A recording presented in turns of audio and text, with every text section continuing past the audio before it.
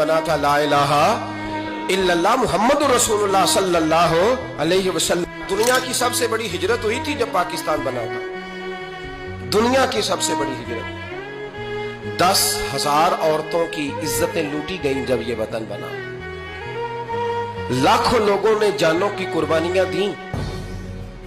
अभी 15-20 साल पहले हिंदुस्तान का पंजाब का जो इलाका है उसको खोला गया तो एक कुएं से अभी भी हड्डियां मिली हैं जो सिखों ने काट कर मुसलमान कुएं पूरा भर दिया। इस तकलीफ के साथ वतन बना, किस लिए?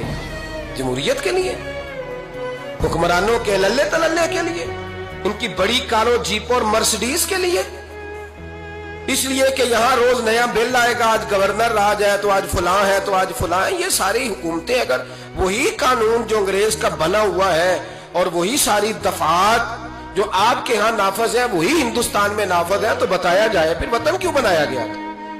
फिर क्या जरूरत थी? ये सारे काम तो वहां भी हो रहे हैं। इसलिए मेरे भाई वतन के नजरिए को समझे। वतन बना था ला इलाहा इल्लल्लाह मुहम्मद रसूलुल्लाह सल्लल्लाहु अलैहि वसल्लम।